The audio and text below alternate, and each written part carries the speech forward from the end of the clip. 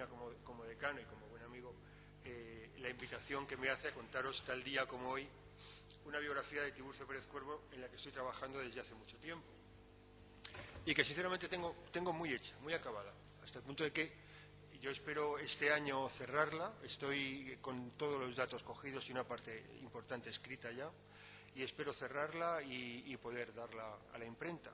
Ya hay una editorial interesada, que se llama Abada, una editorial interesada en publicarla, y probablemente podamos conseguir alianzas también con otras instituciones, entre ellas el Colegio de Médicos, en el caso de Madrid, porque luego lo veréis, la sede actual del Colegio de Médicos es un edificio de Tiburcio Pérez Cuervo. Quizá el mejor edificio, o al menos el mejor edificio que nos queda suyo.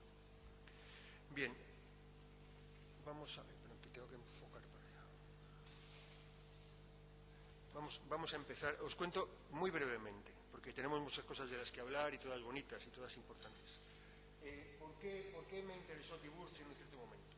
Sinceramente, porque hace cosa de 20 años, y ahí podríamos remontar mi interés por Tiburcio a ese tiempo tan ya lejano, yo estaba haciendo mi tesis sobre Juan de Villanueva.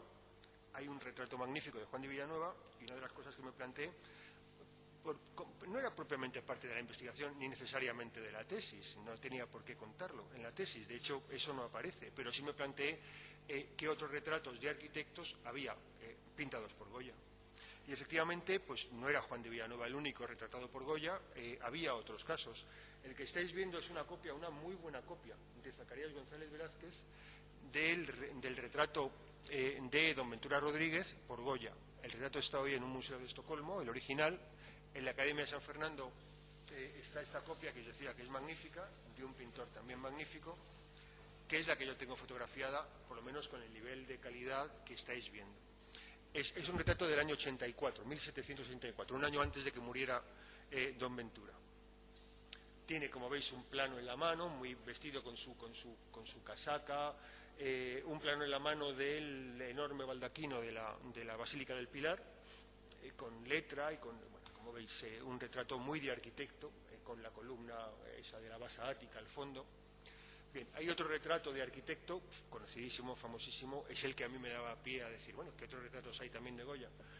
O pintados por Goya de arquitectos? Es el de Juan de Villanueva, también, con la mesa delante, despachando planos, un compás, se ve mal, pero está completo en el cuadro, al que le falta un poco el lado de la izquierda, un compás apoyado en la mesa, justo al lado de ahí, si tuviera mejor foco la imagen, se vería Villanueva por Goya, firmado, por lo tanto, en el lateral, justo entre las dos puntas del compás.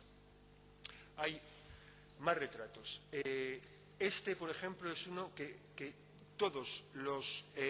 un retrato pintado por Goya, todos los libros dicen que es Isidro González Velázquez. Yo estoy convencido de que no es así. En el rollito que tiene este jovencito en la mano, pone Don Isidro González por Goya. Lo leéis muy mal, pero algo se lee. Don Isidro, abajo, González, y luego por PR arriba, Goya. Bueno, si lo sabes, lo lees, si no se sabe, a lo mejor no se lee. Pero es un hombre al que Goya llama Isidro González. Es un jovencito, como veis, muy peripuesto, muy pisaverde, como decían en la época, o muy lechuguino, como dijeron un poquito después. Y es un hombre, yo no sé qué edad os parece que representa. Isidro González Velázquez hubiera tenido en el año 1801, que en la parte de abajo del rollo de papel pone la fecha de 1801, hubiera tenido 36 años. A mí no me parece que sea un hombre de 36 años, sinceramente, es un jovencito de 20 y pocos. Hay otra cosa que me hace pensar que este hombre no es Isidro González Velázquez. Isidro González Velázquez efectivamente se llamaba Isidro González Velázquez. Su padre ya tenía el apellido compuesto y su abuelo, Antonio era el padre, el abuelo, que no me acuerdo cómo se llamaba, me parece que también se llamaba Antonio González Velázquez, que era escultor, también tenía el apellido compuesto, siempre firmó como fulanito, no me acuerdo el nombre del abuelo, González Velázquez. Curiosamente, Isidro Velázquez siempre firmó, desde muy jovencito, desde las primeras firmas que yo le conozco, como Isidro Velázquez, se quitaba el González. Así hasta el resto de su vida. No he visto, de verdad, en toda mi vida, una firma de Isidro Velázquez con el González puesto, a pesar de que le correspondía. Todos sus hermanos, también pintores, tuvo una familia larga en la que también hay arquitectos, se llaman González Velázquez, siempre con el apellido compuesto. A mí, aparte de la idea de la fecha, desde luego este personaje no tiene 36 años, pero es que no tiene ni 30, vamos. Hay otra cosa que me parece decisiva para no avalar la interpretación de toda la historiografía que habla sobre la pintura de Goya, y es que ponga don Isidro González. Es una forma de decirle al retratado, tú de Velázquez nada. Vamos a ver, implícita, no explícita, pero si queréis explícita, tú de Velázquez nada, Isidro González. Hacerle este retrato a un señor para que lo tenga puesto en su casa y se esté acordando siempre de que de Velázquez nada, según Goya, pues la verdad es que no deja de ser algo que si no era afrentoso, pues desde luego no hubiera sido bien recibido por el retratado. Le hubiera pedido, oye, por favor, te pago lo que tú quieras, pero ponme Isidro Velázquez, que es como yo me llamo, como yo me quiero llamar, o como quiero pasar a la historia, y para eso me estoy haciendo un retrato. Bueno, no me voy a extender en esto, habría más razones, pero que no doy por bueno o yo no daría por buena, en mi humildad, entendedme bien, yo no soy especialista en Goya, yo soy arquitecto y me dedico a otra cosa, pero que me parece debilísima la identificación que la historiografía ha hecho hasta ahora. Este es un retrato atribuido a Goya de otro arquitecto. Es un retrato que yo encontré en un libro rarísimo, editado por Calleja en 1924, que reproduce esta fotografía. Y no he vuelto a ver ninguna referencia a este retrato en ningún otro libro, ni siquiera en los catálogos más famosos o más importantes que hay sobre Goya, sobre la obra completa de Goya, que la catalogan y la razonan, que son uno publicado en 1970 en Francia y también en España, en la editorial Juventud, por unos señores que se llaman Pierre Gassier y Juliette Wilson. Ese es el catálogo razonado de la obra de Goya que todo el mundo da por definitivo, del año 70. Y ya no incluye este cuadro. La pregunta es ¿por qué? Pueden no dar por buena la atribución, pero lo curioso es que en ese catálogo hay veces que hay cuadros de Goya que ponen atribuido por fulanito. Nosotros lo incorporamos como atribuido y no damos por cierta o por buena la atribución, pero forma parte de ese catálogo razonado en el que hay que contar con ello porque pasado mañana se puede concretar o razonar o documentar esa atribución. También podría ser que estuviera perdido, pero ahora os cuento. En el libro de Calleja que reproducen este retrato, dice que procede de la colección de Mariano Moreno, de las fotografías del archivo fotográfico de Mariano Moreno, que hoy se conserva en el Instituto de Patrimonio Histórico Español, que hay en Madrid. Es un cuadro del que la única noticia que se tiene es esta fotografía de Mariano Moreno, que hizo a finales del siglo XIX, y en ese catálogo de 1924 dice que este cuadro, que perteneció a una colección particular, en ese momento del año 24 está en Alemania, no dice dónde ni en manos de quién. ¿Qué pudo ocurrir con este cuadro? Pudo perderse en la Segunda Guerra Mundial, efectivamente. Pudo ser rapiñado por los rusos y a lo mejor está en el Hermitage, en algún rincón del que nadie sabe nada. El hecho es que en el catálogo de Gassier y Wilson también hay cuadros perdidos de los aunque sea fotográfica. Algo se ha acoplado. Por lo tanto, debería figurar en ese catálogo. Bien, no está en ese catálogo. Yo la única constancia que tengo, por lo tanto, es esa fotografía que le pedí al IPH del archivo fotográfico de Mariano Moreno y que da la imagen, la única que se conoce y que se conserva, buena, porque como veis es que refleja todos los problemas de la tela, de haber estado enrollada, esas líneas horizontales son claramente alusivas a eso, está muy craquelado, lo estaba ya en el momento en el que se fotografió, pero la imagen es bastante limpia, la camisa se ve bastante bien perfilada y desde luego el personaje, si no es de Goya, pues es de la época. A mí me parece que siempre que es un retrato, pues en torno al año 15, justamente al salir de la Guerra de la Independencia, por la moda, por la forma en la que el hombre va peinado, con su propio pelo y sin peluca, no tiene todavía patillas que se ponen de moda más tarde. Bueno, es un personaje, es arquitecto, Francisco Javier de Mariátegui, no sé si lo he dicho, Francisco Javier de Mariátegui es arquitecto, y es un hombre además que tuvo una relación muy conflictiva con Tiburcio, porque los dos, ya lo veréis luego, ya os lo explico, pertenecieron a la masonería. Tiburcio se mantuvo siempre fiel a esa obediencia y sin embargo Mariátegui fue un renegado de la masonería, consiguió en tiempos de Fernando VII algunos puestos importantes en la administración local, fue también arquitecto honorario de palacio en tiempos de Fernando VII y la verdad es que por lo tanto para Tiburcio siempre fue un hombre que había prescindido de ciertos principios a los que él sin embargo continuaba arraigado.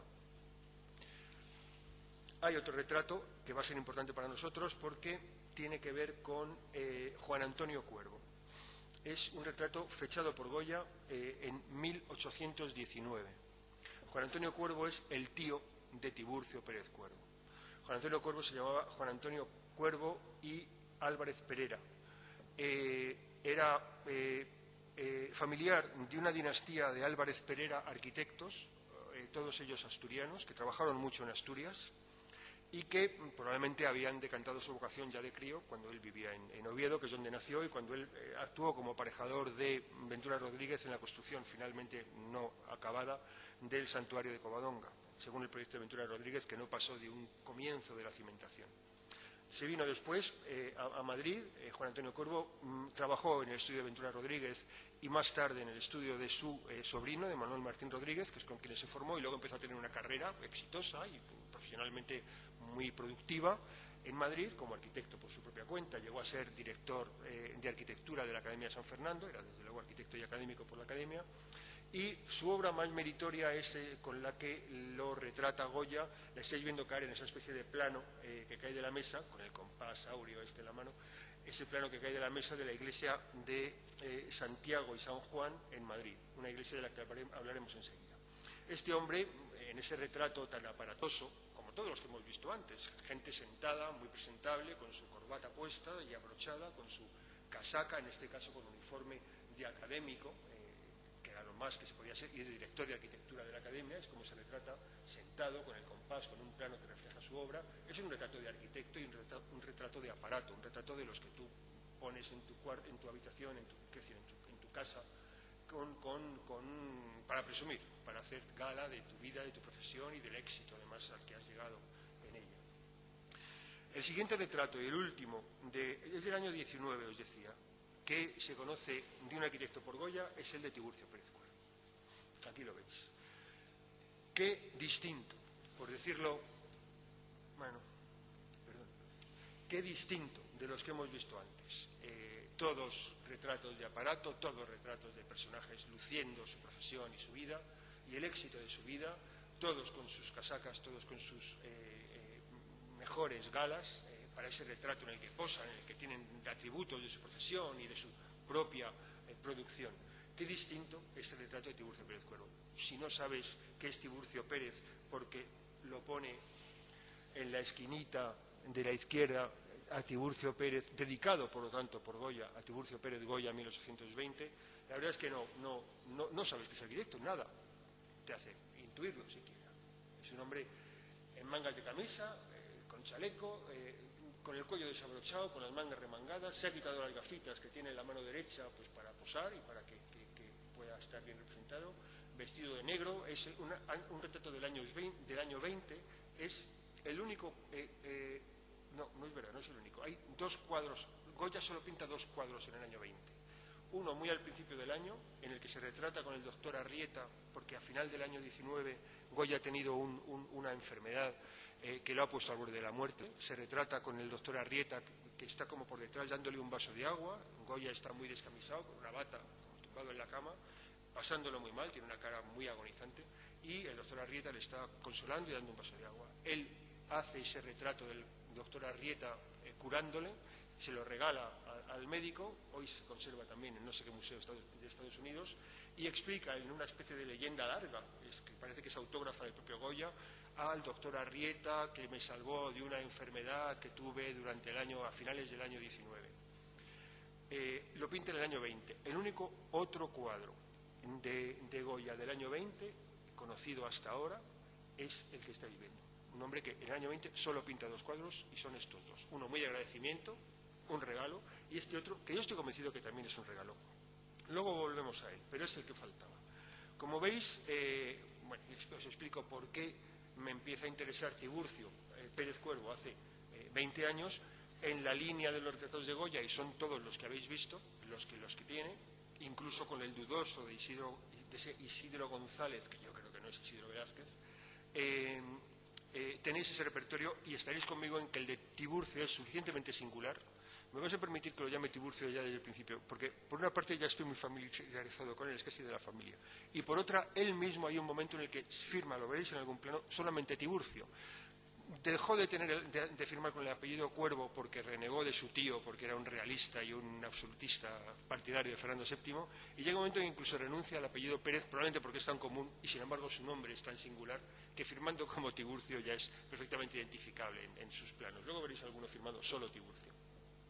Esa es la partida de nacimiento de Tiburcio. ¿Qué se sabía de Tiburcio hasta que yo me puse a trabajar sobre él? Sinceramente muy poco. También me preocupé en su día, me interesaba el personaje, me metí en ver qué había escrito sobre Tiburcio. Nunca hay más de 1,5 folios, y se lo debemos a Pedro Navascués, en el libro sobre arquitectos madrileños del siglo XIX, en el que cuenta lo poquito que sabía o que él pudo acumular de Tiburcio Pérez Cuervo. Lo primero que dice es que nació en el año 1792, en Oviedo. En Oviedo es verdad, en el año 92 no es cierto.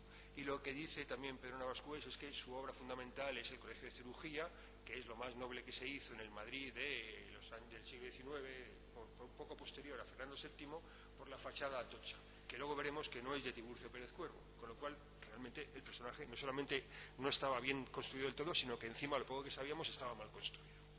Bien, Tiburcio Pérez Cuervo no nace en 1792, nace en 1786. Aquí tenéis la partida de bautismo.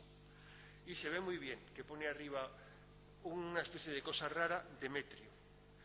En 14 de abril, año de 1786, yo, don Gregorio Joaquín Sánchez, teniente cura de la parroquia de San Juan el Real de esta ciudad, bautizo solemnemente olei y crisme un niño que nació el mismo día de Francisco Pérez y de María Antonia Cuervo, vecinos de esta parroquia y naturales. Un niño que nació. Pues tienes razón. Y sí, llamóse Tiburcio Demetrio, hijo legítimo de don Francisco Pérez, tiene razón, perdón, y doña María Antonia Cuervo, vecinos de esta parroquia y naturales, el padre de la de Santa María de la Corte, de esta ciudad, y la madre de esta parroquia. Fue padrino de Nicolás Francisco Trabanco, a quien advertí el parentesco espiritual y más obligaciones del oficio y obligaciones del mismo, o algo así. O de oficio, lo firmo Gregorio Joaquín Sánchez. De su oficio, es que lo leo mal desde aquí, un poquito escorzado. Lo firmo Gregorio Manuel Sánchez. Fijaos que tanto el nombre en un lado como en otro está muy confuso. Acaba poniendo al final Tiburcio Valga. Metido en el texto, es el asiento del libro parroquial de la parroquia correspondiente, lo que se lee debajo de ese Tiburcio corregido es Toribio. Alguien se equivoca cuando ve el santoral. Santo Toribio de Liébana es una celebración del 16 de abril. Demetrio es una celebración del día 9 de abril. Pero alguien se equivoca y se da cuenta de que la del 14 de abril es Tiburcio. Está escrito Toribio con una TH. Cuando lo sabéis, fijaos, en el segundo se lee mejor. Cuando lo sabéis, fijaos que se lee THO, RI con VO. Y que finalmente con una Y han suprimido la H, con una U han suprimido la O, de Tibur, todavía se lee la I, el puntito de Toribio, Tiburci, con una C muy grande, O. Al final se ha corregido Tiburcio Demetrio y al final acaba poniendo Tiburcio Valga. Y efectivamente la historia va a conocer a Tiburcio como tal, Tiburcio Demetrio Pérez Cuervo. Aunque él solamente hay un plano que firma, yo solo le conozco un juego de planos en la academia en los que firma como Tiburcio Demetrio Pérez Cuervo. Hasta ese momento solamente ha firmado, quiere decir, a partir de ese momento siempre firma como Tiburcio Pérez Cuervo hasta que deja de firmar Cuervo y luego hasta que deja de firmar Pérez. Ya veremos cómo van saliendo las cosas. Bien. Tenemos ya fecha concreta de nacimiento, no solo documentada, sino con el documento a la vista. Sabemos porque hay una preciosa autobiografía que él escribe en un cierto momento en el que al final de su vida hace una oposición al Ayuntamiento de Madrid y pues como forma de explicar quién es, pues hoy diríamos, presenta su currículum. No es tanto un currículum cuanto una especie de nota biográfica. La idea del currículum es bastante más moderna. Él hace una nota biográfica en la que de una forma muy narrativa explica qué hizo, quién es y por dónde, en qué ha trabajado y cómo le ha ido la vida. Él cuenta que a los 4 años llegó a Madrid. y que cayó, además lo dice así, cayó en poder de su tío. Os lo aseguro, cayó en poder de su tío, lo cual condicionó su profesión de arquitecto, dice además, yo creo que de una forma un tanto amarga, impidiéndole cualquier otra. Curiosamente, él viene a Madrid a casa de su tío y a los 4 años y está abocado a ser arquitecto inevitablemente. De hecho, es su tío quien diseña para él la forma de hacerse arquitecto. Y eso le impide cualquier otra vocación. Eso lo dice él así. Es cierto que yo creo que finalmente estaba contento con la que le tocó, pero la verdad es que si hubiera tenido cualquier otra, nosotros podemos interpretar que el tío no le dejó llevar adelante. El tío lo matricula para hacer los estudios elementales y secundarios en los Reales Estudios de San Isidro. Era, después del Seminario de Nobles, el mejor sitio al que se podía ir a estudiar en Madrid. Bueno, no es verdad, había otra cosa que era la Casa de Pajes, pero había que tener un nombramiento real como paje del rey, solamente estaba destinado a aristócratas de muy alto rango. Luego había un seminario de nobles solamente para nobles, pero el mejor lugar al que un plebeyo, vamos a decirlo, y además a presumir de ello, podía ir en Madrid era los Reales Estudios de San Isidro, creados por Carlos III, en lo que fue el Colegio Imperial de los Jesuitas. Yo estudié allí, cuando era Instituto Nacional de Enseñanza Media, hay que decirlo, no Real, el Reales Estudios de San Isidro. Y la verdad es que cuando descubrí el dato me hizo muchísima ilusión que Tiburcio hubiera estudiado y hubiera paseado las aulas que yo recorrí, hubiera estado en los espacios, no en la misma biblioteca, pero sí en los espacios en los que yo iba a la biblioteca. Bueno, allí se forma Tiburcio y a esos Reales Estudios va a volver en un cierto momento especial en su vida. Ahora os cuento cuál. A la vez, cuando acaba los estudios secundarios, vamos a decirlo así, de matemáticas, física experimental, latín, qué sé yo, lo que se hacía en la época para formarse en unas disciplinas que eran necesarias para moverse por el mundo. En el año 1801, su tío lo matricula es decir, ha nacido pues con 15 años, ha nacido en el 86, con 15 años, su tío lo matricula en la Academia de San Fernando para que sea discípulo de la Academia. Y en el año 5, es decir, 15, pues cuando Tiburcio tiene 20, se presenta al premio de segunda clase. Había que pasar por 3 premios, o por lo menos por alguno de ellos. Se presenta al de tercera clase, yo no he encontrado ninguna constancia de que se presentara. Al de segunda clase se presenta en el año 5 con un proyecto que consiste en un gimnasio en un lugar que hay que localizar en Madrid, que él localiza, por su propia voluntad, en el Paseo del Prado, frente, lo estáis viendo aquí abajo, a la estatua de Apolo. Esa estatua de Apolo, y como veis, en el eje de la estatua de Apolo, una estatua diseñada por Don Ventura Rodríguez, en la estatua de Apolo está el eje de ese edificio dedicado al gimnasio, que tiene en uno de los laterales la subida de la cuesta de San Jerónimo, que tendría a la derecha el Museo del Prado. Queda, por lo tanto, fijada la posición. Esos son jardines del antiguo recinto del Buen Retiro. Queda fijada la posición y los alzaditos, como veis, muy escuetos, muy desnudos, muy desornamentados, de ese premio en el que a Tiburcio le dan de segunda clase, le dan el segundo premio de segunda clase. Es muy buen puesto, es una medalla de plata que él recoge puntualmente. En el año 5. En el año 6 su tío comienza a construir su obra más importante que se conserva en Madrid y en cualquier otro lugar, que es la iglesia de Santiago. Estáis viendo una planta, es una planta moderna, es una planta que dibujé yo, que explica cuál es la planta un poco torturada de la iglesia de Santiago en un solar difícil, como estáis viendo, en la que, sin embargo, por fuera la iglesia no tiene demasiado interés, ahora vais a ver una imagen, y sin embargo, don Juan Antonio Cuervo consigue, con una cierta habilidad, pues encajar una planta de cruz griega con una cúpula sobre pechinas y pilares esfalanados, que acaba teniendo, desde luego, espacialmente una estructura formal completa y absolutamente clara. Otra cosa es que veamos que hay momentos en los que pues, la planta no es rigurosamente simétrica, le faltan cosas al solar, se corresponde con otros espacios que no pueden tener correspondencia y que sin embargo hacen falta pues, para dar anexos y lugares de servicio a la propia iglesia. Hay una zona de sacristía, que es hoy el archivo parroquial. Bueno, la planta yo creo que es una planta virtuosa. Otra cosa distinta es que los alzados son muy vulgarcitos. Se concluye la iglesia, el principal es el que estáis viendo, se concluye la iglesia en 1811, durante la dominación francesa, por lo tanto. Es una de las pocas obras que se acaban cuando los franceses están en el poder. Es una iglesia próxima al Palacio Real de Madrid. Y en esa obra trabaja por primera vez Tiburcio como aparejador de su tío. Hecho muy crío, muy crío. bueno, muy querido, con 21 años. En el año 6 empieza la obra y hasta el año 11 lleva Tiburcio la obra con su tío, formando parte de la dirección facultativa. Luego volveremos a la iglesia de Santiago. En el año 8, Tiburcio se presenta a el premio de primera clase. Era el premio con el que se concluían los estudios de la academia. Y obtiene el primer premio de primera clase por dos vías. Una, la de el primer premio de primera clase de arquitectura y además el premio extraordinario de perspectiva.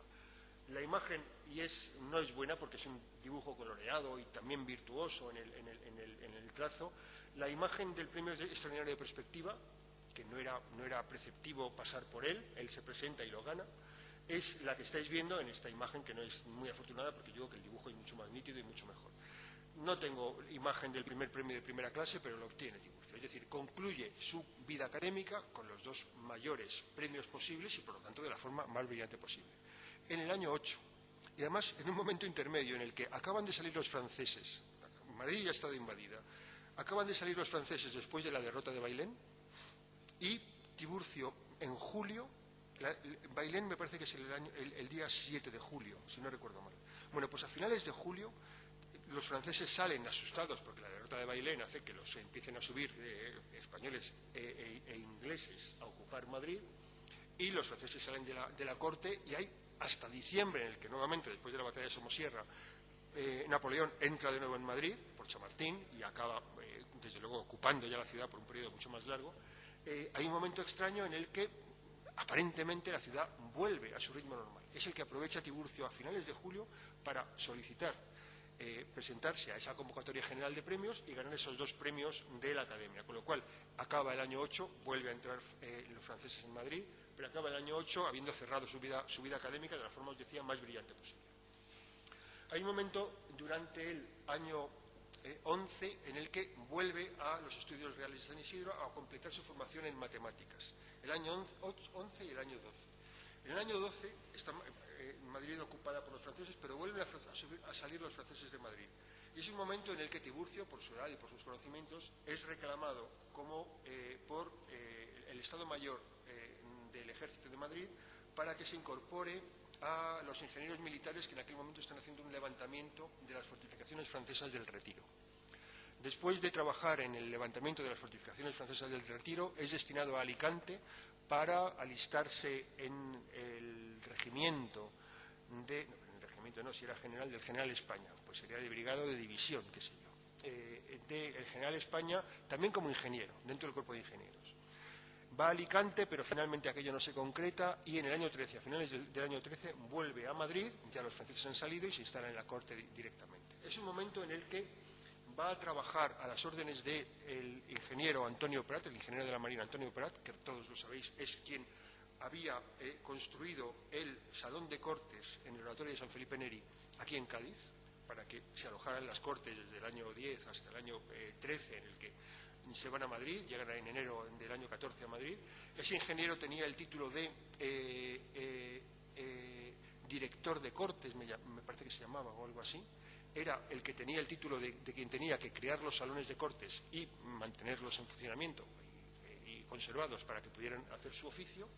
Y cuando las Cortes se van a desplazar a Madrid, ya está consolidada la salida de los franceses por la frontera de Francia, pues es Antonio Prat quien va a habilitar en el convento de Doña María de Aragón, que es el que veis en ese plano del siglo XVIII, el Salón de Cortes de ese momento efímero en el que las Cortes se instalan en Madrid, porque cuando el rey, recordáis, vuelve de Bayona, el día 4 de mayo, decide anular la Constitución de Cádiz y el funcionamiento, por lo tanto, de las Cortes, que estaban alojadas en ese colegio de Doña María de Aragón, en la iglesia del colegio de Doña María de Aragón, que había resultado muy dañada por la ocupación francesa y que probablemente hubo que derribar y vaciar en su interior porque tenía que alojar ese salón, que finalmente es Antonio Prat quien acondiciona. Lo hace teniendo a Tiburcio Pérez Cuervo como ayudante.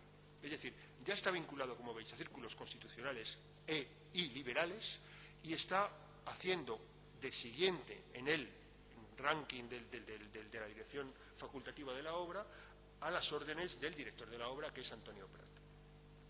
El desarrollo de la carrera de Tiburcio comienza en aquel momento, ya dentro de la ocupación francesa, después de la ocupación francesa, a dar sus frutos. En el año 14 se presenta al título de académico con este proyecto que estáis viendo, un proyecto de un cuartel para ingenieros militares.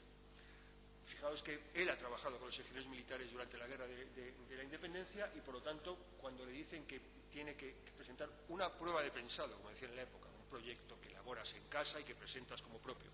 En la academia lo que presenta es un cuartel para ingenieros.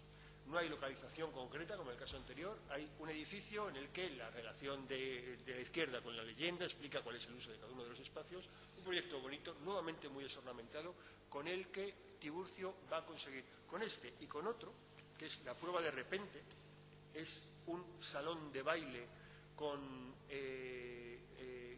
con tribuna pública para una orquesta. Las tribunas públicas no sé muy bien dónde estarían, porque desde luego en la sección no se ve que haya un espacio de ningún tipo para ella. Sin embargo, si hay unas escaleras, lo estáis viendo, que probablemente hablen de algún punto en el que se puede subir a algo, pero desde luego en los laterales estos no es. No sé si habría una sección en ese sentido en el que no tenemos, esa sección está por aquí, una sección que no tenemos que hubiera dado acceso a esas tribunas por alguna vía. Bien, la deuda que tiene con una planta oval, que es la que finalmente tuvo también en manos de Antonio Prat el Salón de Cortes, yo creo que hace que es el año 14 y un dibujo de junio del año 14. Ya está Fernando VII en Madrid y ha suprimido la Constitución de Cádiz y ha declarado nulos, y como si no hubieran, recordáis aquel decreto tremendo que da en Valencia del 4 de mayo, como si no hubieran existido y se borraran del tiempo, viene a decir algo así, Fernando VII. Es una cosa espeluznante, porque ¿cómo puedes devorarle el tiempo lo que ha sido una realidad de la que además han vivido entusiasmados un montón de gente? Bien, el 4 de mayo se lo lleva por delante. Poco después, veis aquí, Tiburcio, por confirmar cosas, Tiburcio Pérez Cuervo, Madrid, 4 de mayo, no, 4 de mayo de 1814, o junio, no, tiene que ser mayo, bueno, pues el mismo día del decreto de Valencia. Es cuando Tiburcio, el título lo obtiene en junio, por eso el título de arquitecto, el año 14. Ella es arquitecto, ya puede ejercer la profesión, ya puede trabajar en muchas cosas. Tiburcio se dedica pues a hacer pequeños proyectos por los que desde luego no hubiera pasado a la historia, y consigue una cosa que es muy importante para él, porque es tener un sueldo fijo y un empleo fijo. La empleomanía de la que hablaba Misioneros Romanos, muy de la época. Consigue hacerse primero delineante de Isidro Velázquez, cuando era Isidro Velázquez arquitecto mayor del Palacio Real de Madrid y del Rey. Consigue hacerse primero delineante, siendo arquitecto, y delineador lo llamaban en la época. Él es un señor que dibuja y que tiene formación de arquitecto. No es el trabajo mecánico que hoy interpretamos asociado a ese oficio. Y consigue finalmente hacerse ayudante de arquitecto mayor. Ser ayudante era estar por detrás del teniente de arquitecto mayor, que tenía, es decir, era ser el tercero en la línea, digamos, de jerárquica.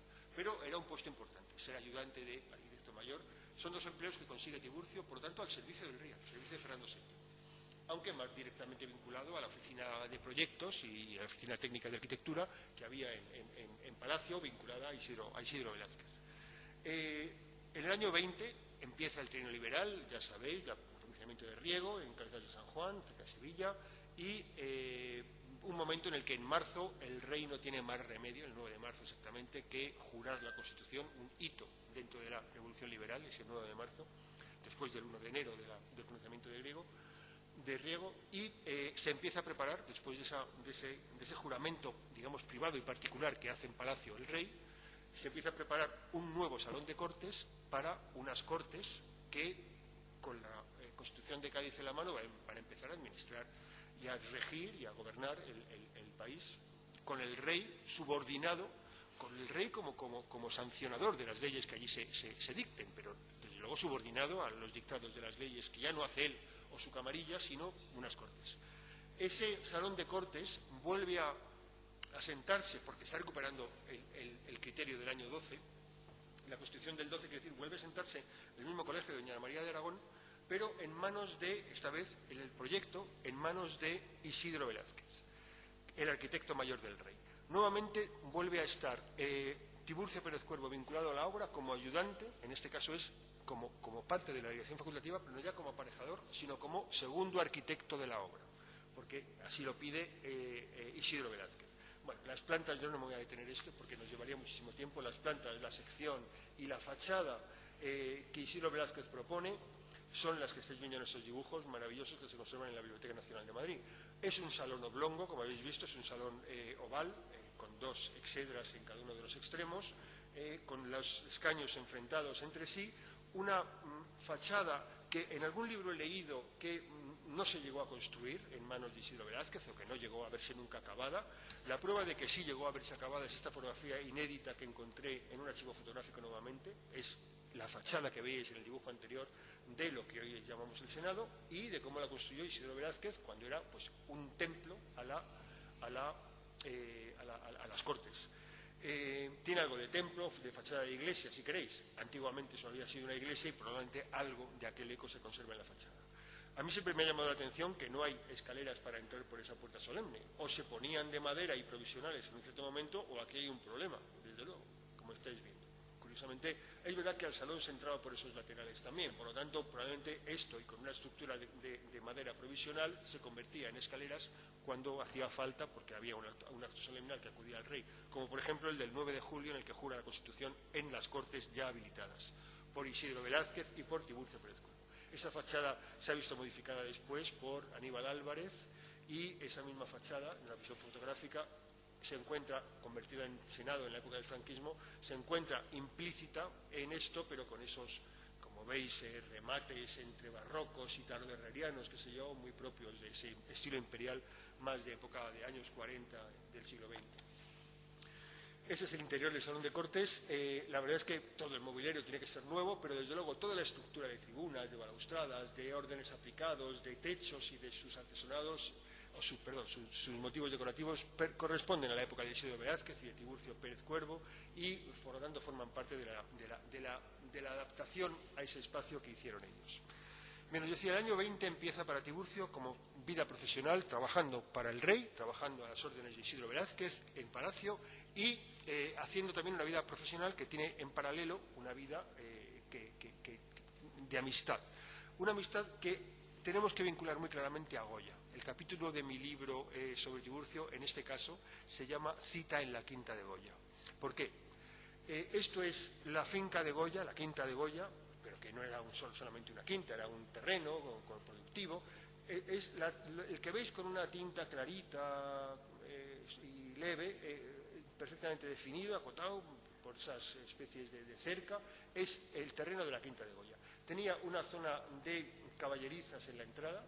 Seguramente los coches entraban por el jardín, dejaban en la casa principal, que era esta, y luego volvían a salir a la pieza de caballerizas. Había una vivienda de los guardeses, un pequeño molino, una noria, bueno, un montón de cosas que Goya no encontró así cuando él compró esta finca en febrero del año 19, sino que Goya puso en manos de un arquitecto la ampliación del edificio principal, la creación de la acequia, del aljibe, del molino y de no sé qué, la ampliación de la casa con ese edificio como cuadrado, de la casa de los guardeses y de las caballerizas. Probablemente hubo un tratado de jardines con una fuente justamente en ese punto, de la que dan fe algunos grabaditos de época. Fue Tiburcio Pérez Cuervo quien hizo la ampliación de la quinta de Goya.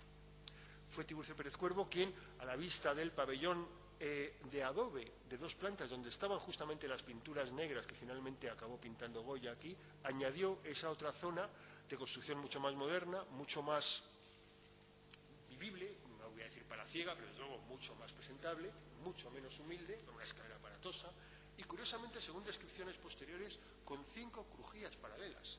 Un disparate. Quiero decir, o haces un patio entre medias, en la crujía intermedia, y entonces las 2 de los extremos las puedes ventilar, una afuera y otra al patio. Bueno, no me preguntes por qué. Hay descripciones posteriores que hablan de 5 crujías paralelas. Eso es lo que da seguramente esa especie de... Bueno, no hay ningún patio, cuando en otros casos, como veis en esa representación, sí hay patios, sí lo hay. En este caso no lo hay. Por lo tanto, me creo que hubiera 5 crujías paralelas, pero me parece insostenible para hacer una casa vivible. Por mucho que sea una casa exenta que tiene en gran medida pues 4 fachadas. Hay un mundo interior al que no le llega la luz nunca.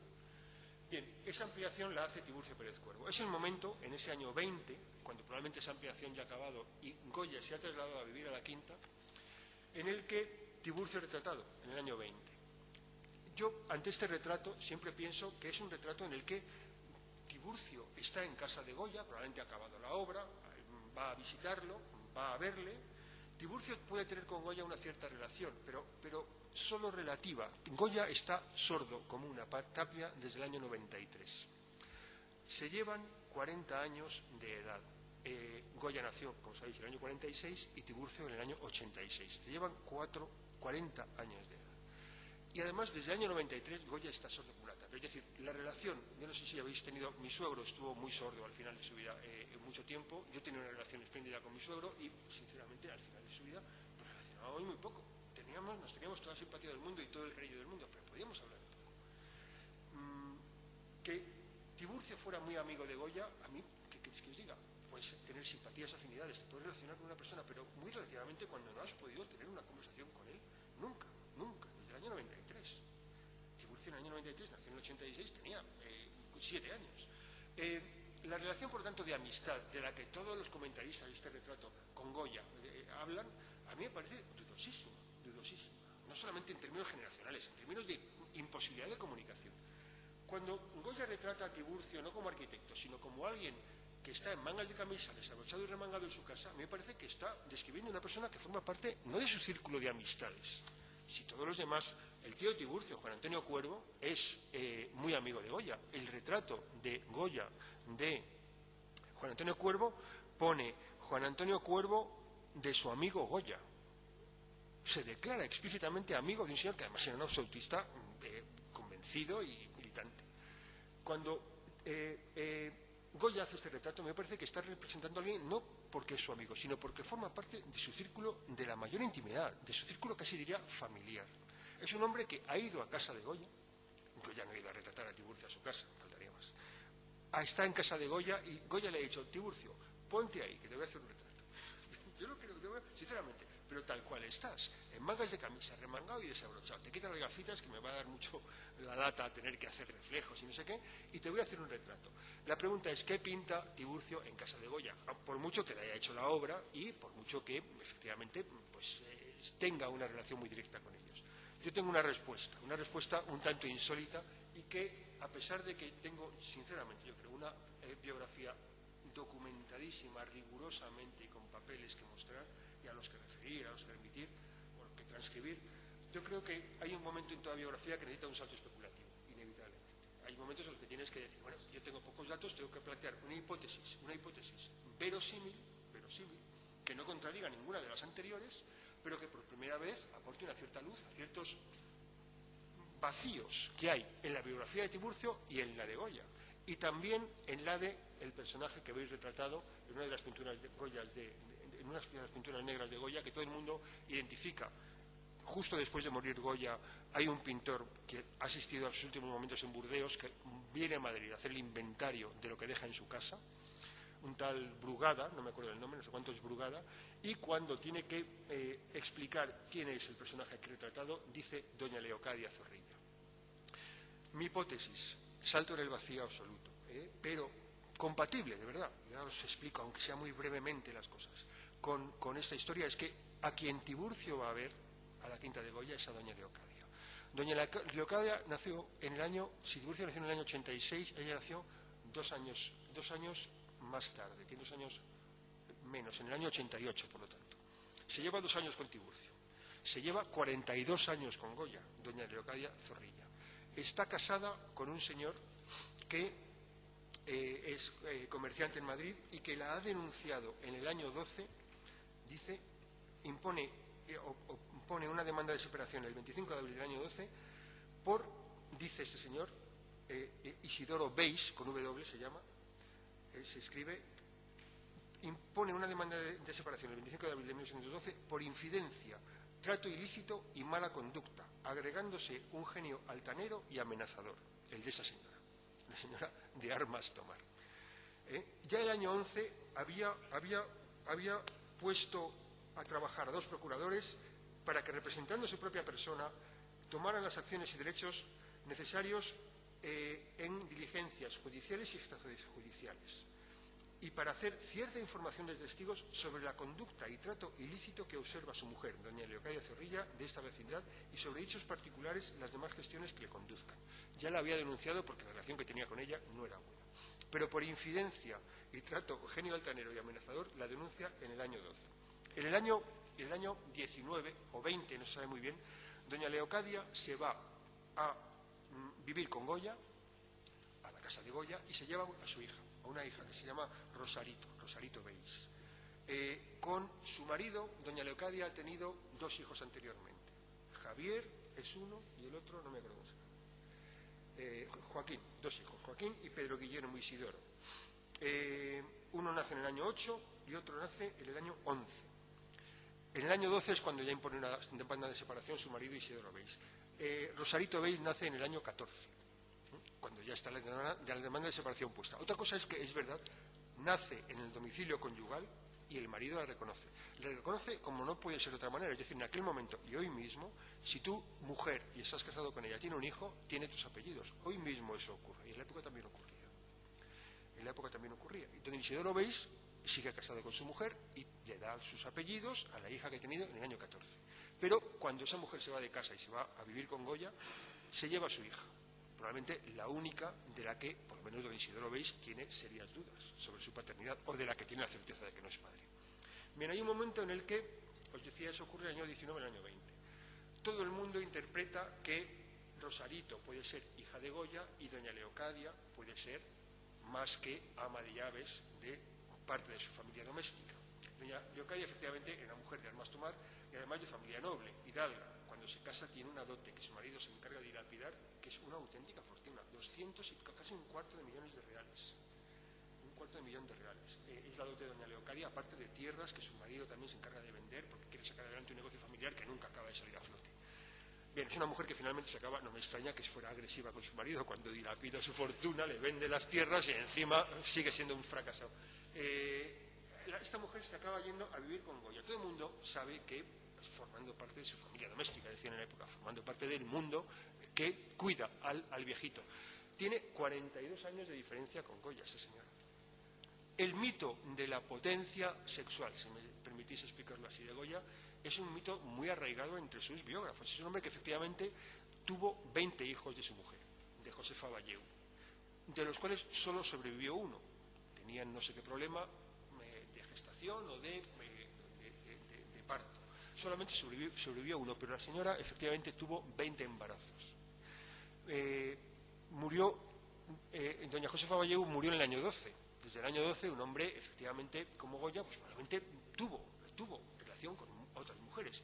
Y yo no digo que no la tuviera en algún momento con Leocadia Zorrilla, me extraña, porque es un hombre que tiene 70 y tantos años cuando doña Leocadia se va a vivir con él, 70 años.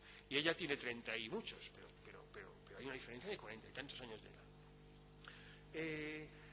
En cualquier caso, el mito de la capacidad infinita del artista a todos los niveles, pues está ahí arraigado. Y a mí no me parece incompatible con lo que yo cuento. A mí lo que me parece es que a quien iba a ver, de verdad, Tiburcio es a doña Leocadia. Y por eso está en mangas de camisa, porque va a ver a doña Leocadia. Y con doña Leocadia tiene alguna afinidad. ¿Por qué? Os cuento. Cuando doña Leocadia, en el año 23, se tiene que ir a Francia, porque es una conocida liberal del Madrid de la época, y se siente perseguida y amenazada. Y así se explica en documentos del año 31, cuando quiere volver y dice por qué se ha ido. Se va a Francia y deja a su hija, Rosarito Beis, con Tiburcio Pérez Cuervo. No la deja con Goya, ni la deja con su marido. La pregunta es ¿por qué no la deja con su marido? Que le ha dado el apellido. ¿O por qué no la deja con Goya? Si Goya es un viejito que lo que tiene que hacer es buscar a alguien que le cuide, porque ella se va. De hecho, Goya, el año 24, hay un momento en el que se quiere ir de España, y se va a vivir a casa del jesuita que habéis representado ahí en un retrato de Goya magnífico, un señor que se llama Duaso y Latre. Goya está viviendo, de apellidos, Goya está viviendo 3 meses en casa de ese señor. Hay quien dice que porque se siente perseguido. Goya no se siente perseguido, si es arquitecto de Cámara del Rey y lo sigue siendo. Hay un momento en el que el rey da una amnistía y Goya decide, pero sigue trabajando, no ha sido nunca perseguido por el rey, todo lo contrario, el rey le tiene un afecto enorme. Goya, hay un momento en mayo, después de una amnistía que da Fernando VII, para todos los que han renunciado a la audiencia masónica y para todos los que no han tenido delitos de sangre durante el trienio, Goya decide que se quiere ir a Francia en busca de doña Leocadia y consigue del rey un permiso para ir a tomar las aguas a no sé dónde de Francia. Y se va Goya a Francia y sigue quedándose Rosarito Beis en casa de Tiburcio Pérez Cuervo. La pregunta es, ¿por qué no con Goya? Pues porque Goya está viejito, está para que le cuiden. Pero entonces, ¿por qué no con su padre? Pues a lo mejor lo que ocurre es que se queda con su padre. Es decir, un personaje como Tiburcio Pérez Cuervo, y esa es mi hipótesis más arriesgada y más como podéis imaginar, un personaje como Tiburcio Pérez Cuervo, que no puede tener una buena relación con Goya de amistad porque no se pueden entender, que va y se retrata en mangas de camisa y desabrochado en su casa, y que cuando esta señora se va a Francia y cuando Goya también se va, no se la lleva con él porque va a buscar a doña Leocadia, sino que la sigue dejando en casa de Tiburcio, es porque doña Leocadia Zorrilla le ha dicho a Tiburcio, te toca, me tengo que ir. O sea, por decirlo en términos muy coloquiales y muy actuales, te toca, Tibur.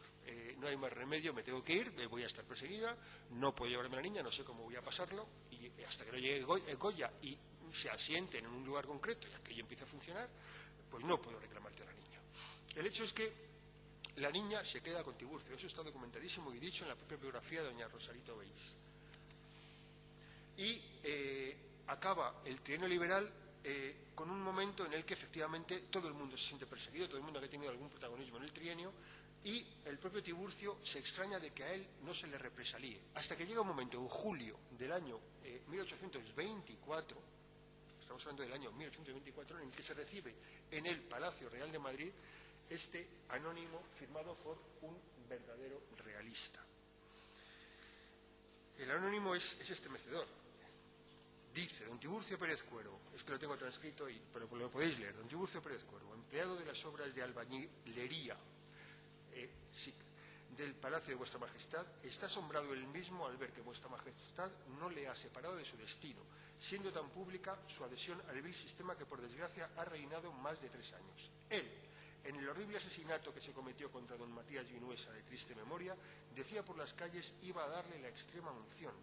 Él, después de la desgraciada acción del 7 de julio, en la mesa que pusieron en una librería de la calle de Carretas, para juntar un fondo destinado a dar un refresco a los milicianos y demás canalla, el tal Cuervo fue el recaudador, y hasta en las listas masónicas se haya escrito de molde. Aún pudiera añadir, pero me parece bastante para que Vuestra Majestad conozca la buena pieza que es don Tiburcio Pérez Cuervo. A los reales pies de Vuestra Majestad, un verdadero realista rubricado. Esto cae en Palacio como un mazazo. Inmediatamente, el Ministerio de Gracia y Justicia, que dirigía un personaje que se llama Calomarde, uno de los más odiosos de toda la represión fernandina del decenio absolutista, dice, hombre, le dice al rey en un papelito anexo, la Secretaría, señor, dice Calomarde, conoce, la Secretaría del Ministerio de Gracia y Justicia, conoce que los escritos anónimos no merecen concepto para proceder en juicio, pero tampoco se desprecian del todo en cuanto a hacer alguna indagación reservadamente, por si dan alguna luz. Y eso es lo que parece a la Secretaría que podrá hacerse si fuera del real agrado en este caso. Lo que se hace en la época siempre es pedir 3 testimonios. En este caso, el anónimo es un testimonio, se da por bueno, y se piden 2 testimonios más. Uno a Antonio López Aguado, antiguo discípulo de Villanueva, en ese momento arquitecto mayor de Madrid y director de arquitectura de la Academia de San Fernando. Un figura, un personaje que representa al ayuntamiento, a la academia, por lo tanto, y a los discípulos de Villanueva y que tiene, por lo tanto, la confianza del rey. Antonio López Aguado hace un informe sobre Tiburcio Pérez Cuervo diciendo, son tan públicos los hechos que se expresan en la citada exposición, la del anónimo, como lo es que Cuervo ha sido uno de los enemigos más acérrimos de su majestad y real familia, habiendo llegado hasta el extremo de no firmar con el segundo apellido de su tío, don Juan Cuervo, por ser este realista. Y advierte también Antonio Aguado de que a los empleados en las obras que Tiburcio lleva, les consta hasta dónde ha llegado la mordacidad de sus palabras contra el rey nuestro señor. Además de un informe Aguado, que es figura, se le pide a Isidro Velázquez, su superior en el cargo, en Palacio, Tiburcio era su subordinado, sobre este asunto. Y Isidro Velázquez hace un informe exhaustivo. El 24 de agosto.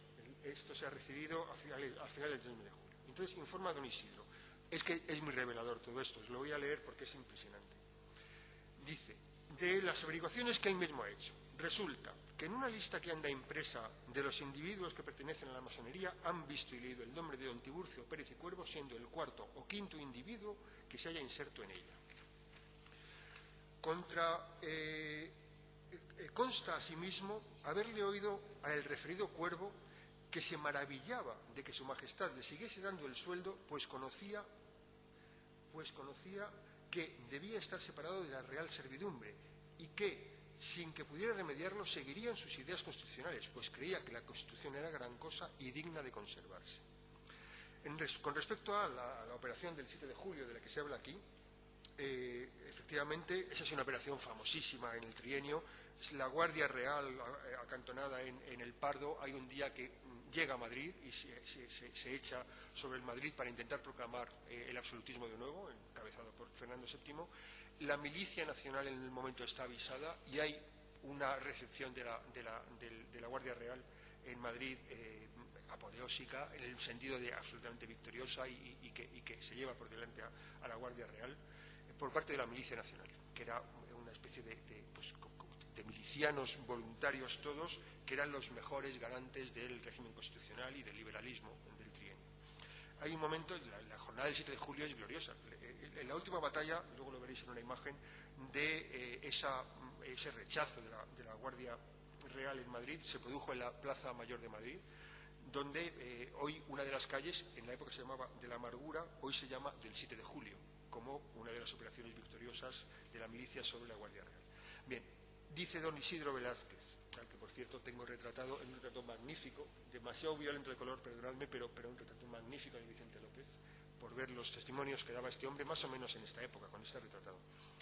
Con respecto al 7 de julio, igualmente consta, dice, y yo también lo he visto, añade, que el expresado Cuervo se halló encargado de la recaudación del dinero que se exigió para dar un refresco a los milicianos locales en una tienda de un amigo suyo, ese librero, en la calle Carretas, obligando a los que entraban a que dieran una cantidad de lo que sus fuerzas permitían para bien de semejante canalla.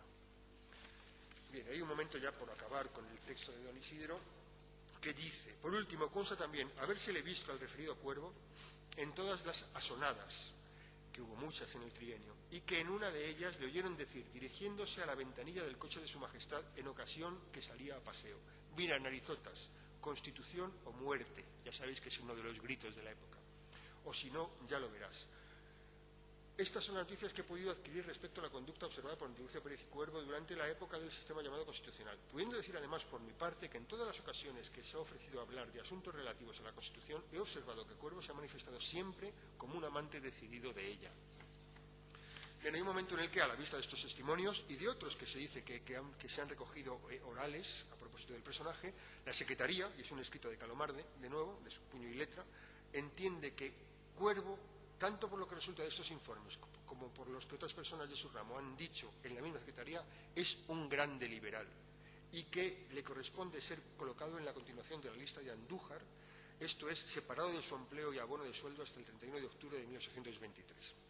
Efectivamente, el 30 de agosto del 24 se decide separar de su destino ayudante de arquitecto mayor de Palacio con efectos del 31 de octubre, que es el de una lista de Andújar, según subía Fernando VII desde Cádiz, cuando cae Cádiz, el 30 de septiembre, en manos del ejército de Angulema, y empieza a hacer una lenta subida hacia Madrid, lenta porque quiere que ajusticien a Riego, que lo ahorquen en la Plaza de la Cebada de Madrid antes de que él llegue. Riego ha sido hasta entonces el icono prácticamente unánime de los liberales y de los constitucionalistas, como personaje que con el pronunciamiento de Cabezas de San Juan lleva la Constitución durante 3 años casi de libro, de marzo a marzo, en que entran por la frontera francesa los 100.000 hijos de San Luis.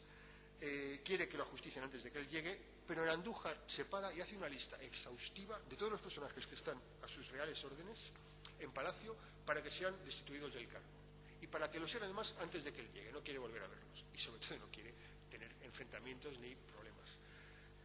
Curiosamente a Tiburcio se le escapa, por eso Tiburcio decía, qué extraño que no me hayan llevado por delante, y eso es lo que hace, y que yo siga cobrando mi sueldo, y eso es lo que hace que finalmente el anónimo diga que el propio Tiburcio está maravillado de que eso no ocurra. Bien, os decía, hay un momento en el que Tiburcio entra en desgracia, cae en desgracia. Hay un momento en el que, bueno, la lista de las atrocidades que que le atribuyen al pobre Tiburcio tiene que ver con dos hechos fundamentales. Uno era el del 7 de julio y que participó en la recaudación de un refresco para los liberales. Esto tiene mejor foco, yo creo. Bien, hay un asesinato del cura Vinuesa que hay que reconocer fue uno de los peores hechos por parte de los liberales del trienio. Este personaje, el cura Vinuesa, era cura de Tamajón y era un hombre que tenía también algún vínculo con la capilla real, era capellán de honor del rey. Y, por lo visto, es un hombre que redactó un plan para que los absolutistas se hicieran con el poder.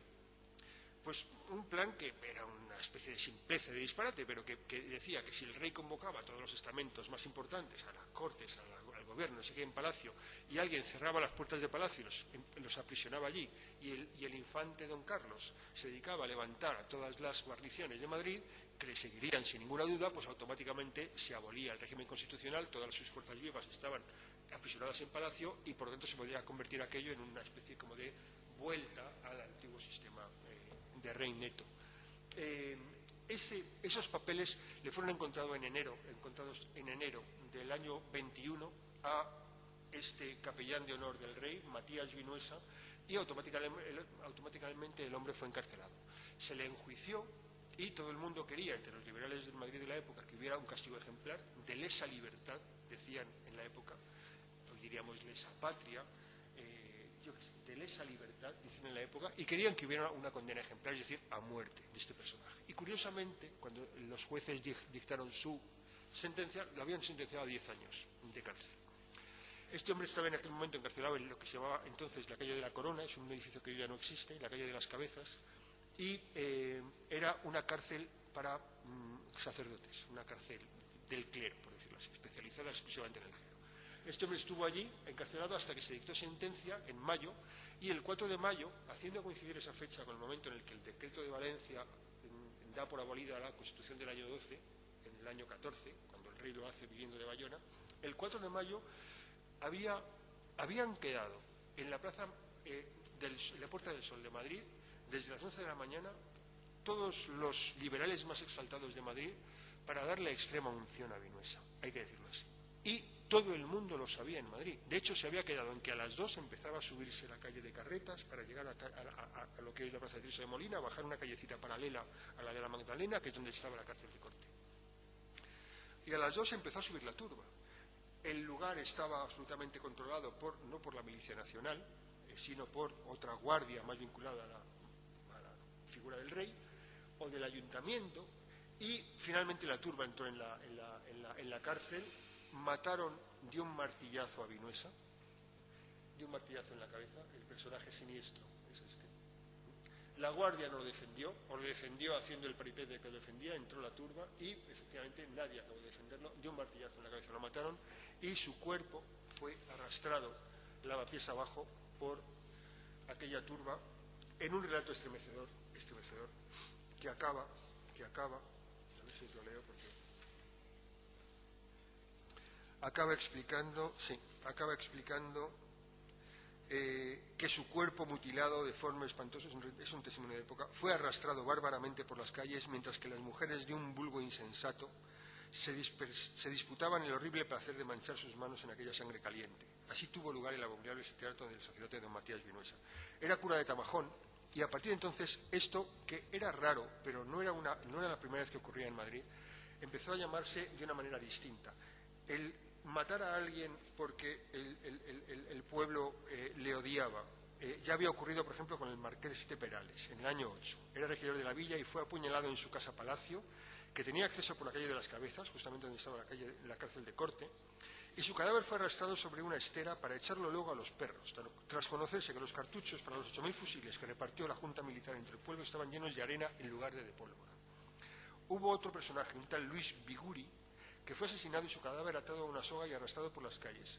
Una acción popular que desde entonces se llamó bigurizar, porque era arrastrar a Biguri, o arrastrar como a Biguri. A partir de este momento en que arrastraron a don Matías Vinuesa, y ese dibujo de Goya explica un acto muy parecido a este, esto se llamó tamajonear, porque el cura de Tamajón acabó tan malamente como estáis viendo en la imagen.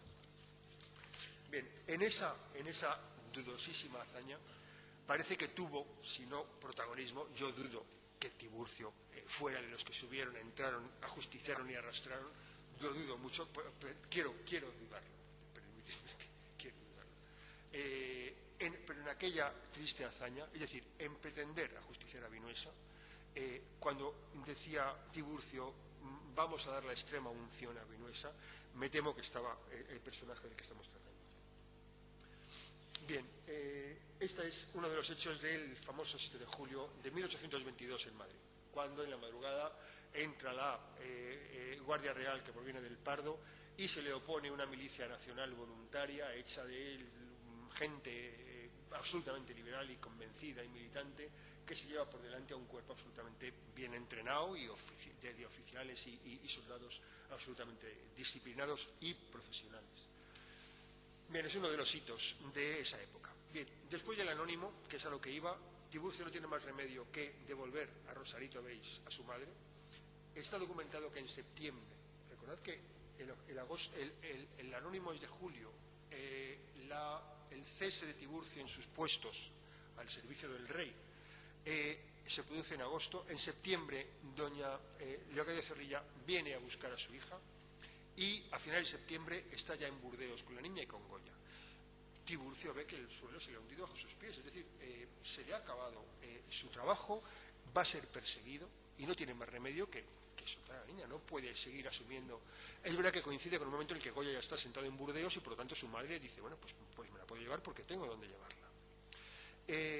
La niña sale y Tiburcio desaparece del panorama madrileño, por lo menos desde un punto, el último en el que yo lo tengo localizado, y es que el 25 de enero de 1825, unos meses después, Tiburcio asiste a una reunión general de la Academia de San Fernando, él era académico y a las juntas generales podía asistir, por lo tanto, porque se debate el nombramiento como director general de la Academia, no de arquitectura, director general de la Academia, entre su tío Juan Antonio Cuervo e Isidro González Velázquez, su antiguo jefe, su antiguo maestro y también uno de sus delatores. Por alguna razón tiene interés en asistir a ese momento en el que dos personajes a los que él odia, su tío y su antiguo maestro, son candidatos. ¿Qué votó? O si votó en blanco, qué demonios hizo, no lo sé, pero asiste el 25 del año 25 a la Academia. Le pierdo la pista hasta octubre o noviembre del año 26. Es decir, prácticamente durante 2 años, 1 año y 10 meses prácticamente, Tiburcio desaparece del mapa. A partir del año 26 le encuentro la pista porque encuentro un proyectito de un edificio de viviendas humildito en Madrid que firma, que presenta para solicitar licencia al Ayuntamiento de Madrid. Tiburcio se dedica en aquel momento, ha perdido sus puestos en Palacio, no tiene empleo oficial, tiene que ganarse la vida como ejercicio libre de la profesión, se dedica a hacer casas particulares en Madrid. Y ahí yo tengo localizadas 30 y tantas casas, de un tono menor, sin ninguna importancia ninguna. Vale la pena ver 2 que se conservan porque están en muy buen estado, con pocas transformaciones. Son las 2 que veis más bajitas, en esta zona de la Plaza de Santa Ana. Justo al fondo está el Teatro Español. La Plaza de Santa Ana es un lugar espléndido en el Madrid actual, y estas 2 casas son de Tiburcio Pérez Cuervo. Son 2 casas que tienen una diferencia de tiempo entre ellas de 1 año y medio, algo así. A mí, sinceramente, es un proyecto que me da rabia, he de decirlo también, en detrimento de la figura de Tiburcio, porque como viejo profesor de proyectos que fui en algún momento, si yo hubiera tenido que añadir esta casa contigua a esta, que es la primera que hace, pues hombre, hubiera intentado hacer coincidir las líneas de cornisa, por muy humilde que sea, y poco y desornamentada y lo que queráis, haber hecho coincidir para agrandar el tamaño aparente de mi intervención, para adueñarme de un fragmento de manzana que realmente empieza a tener una dimensión de 9 huecos que tiene una cierta importancia, con uno central además bonito, que a lo mejor hubiera dado para llevar aquí alguna aparatosidad o algún punto de axialidad, o yo qué sé, hubiera replanteado esto por lo menos para que las líneas coincidan. Bien, como veis, no es así, ni coincide la cornisa, ni coincide exactamente la línea de imposta, esa corrida de una especie como de balcón continuo, ni hay voluntad de simetría, de apropiación de situaciones que pareció que uno hubiera intentado con un poquito más de convicción. Hay un momento bonito en toda esta producción de casas aparentemente anónimas y sin nada de autor y nada importantes, pero hay un momento bonito en el que Tiburcio vuelve a la espalda de la iglesia de Santiago, en la que por primera vez había ejercido como aparejador para su tío, por lo tanto era el primer contacto que tenía con una cierta responsabilidad en la dirección de una obra, pues vuelve a completar Manzana con esta casa aquí justamente a la espalda.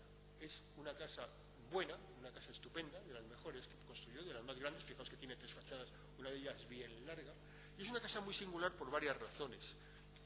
Una, bueno, pues para el propio Tiburcio, en términos casi diríamos biográficos, pues porque completa la manzana de la iglesia que él construyó con su tío. Esta es la casa, tiene un montón de huecos a la calle esta, otro montón de huecos a esta otra, como estáis viendo, y es una casa singular por varias razones. Una, la biográfica para el propio Tiburcio. Otra, porque en esta casa hubo unos baños famosísimos que hubo en Madrid, que eran los baños de la Estrella, unos baños públicos que llevaban también agua a la gente, al particular, a sus casas, para que pudieran lavarse. No era habitual en el Madrid de la época que existieran cuartos de baño individuales.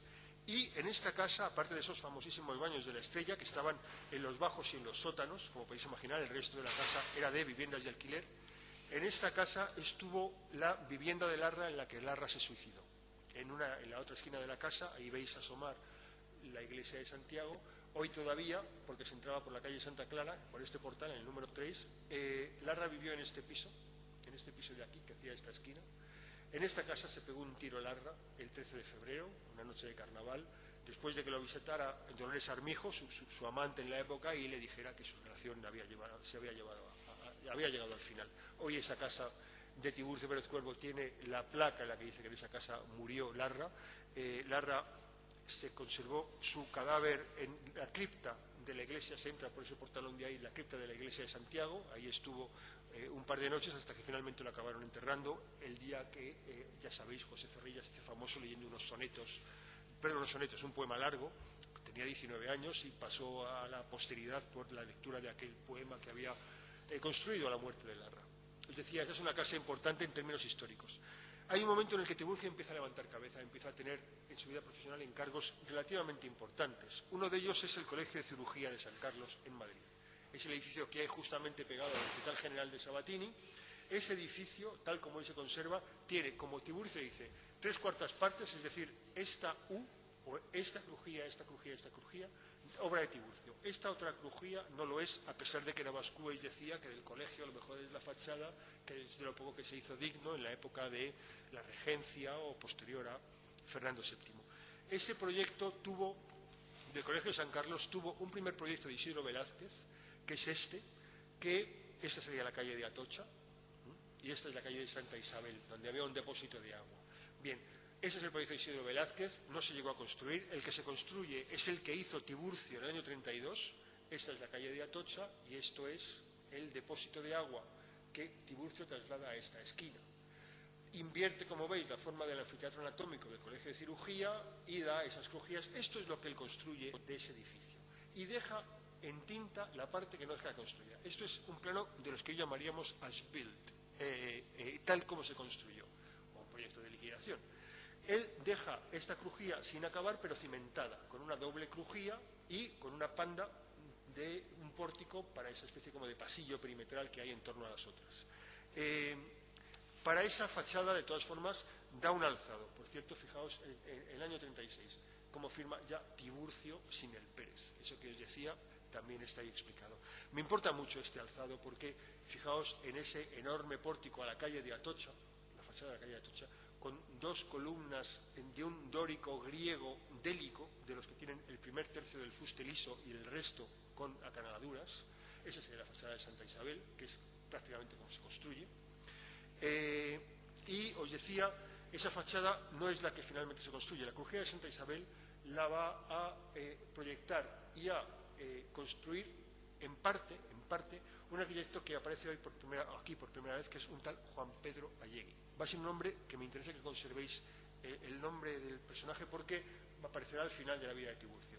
Es un hombre que está encargado por el protomedicato de concluir el edificio y que le quita el proyecto de la fachada a Tiburcio, como estáis viendo. Esta es la fachada que propone Allegui.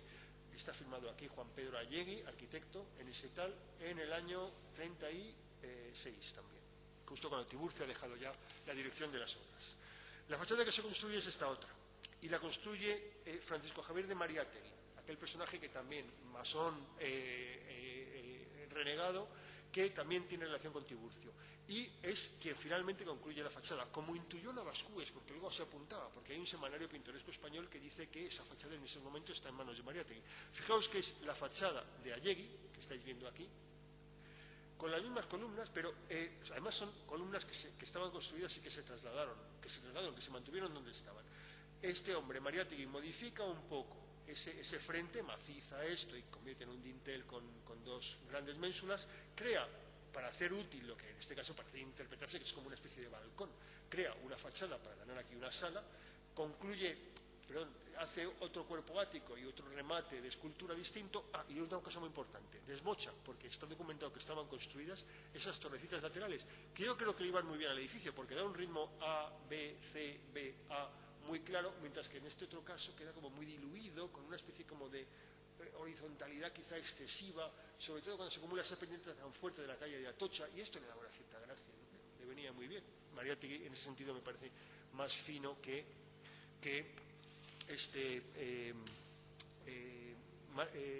Juan Pedro Allegui me parece más fino que Mariátegui. Esta es porque tengáis una especie de cotejo de propuestas y la radicalidad, lo bestia, si me permitís la cosa coloquial, la radicalidad de Tiburcio con su fachada. Esta es la propuesta de Isidro Velázquez para esa fachada. Las dibujé a todas a la misma escala y lo que siento es que la diapositiva pierde, pero bueno, más o menos lo veis. Esta es la primera propuesta a la calle de Atocha, del centro, que es lo que domina con su monumentalidad y su emblema, el Colegio de Cirugía y la fachada principal. Esa es la de Isidro Velázquez, esta es la de Allegui. Esta es la de Allegui. Los huecos que estáis viendo son los que hay al fondo de la imagen, aunque se ponen muy en primer plano, pero en realidad él imaginaba eso en sombra con una especie como de balcón. Esa es la de Allegui con esos niños rematando el ático. Esta es la de Mariátegui, que es la que se construye, aquí la veis construida, tal cual.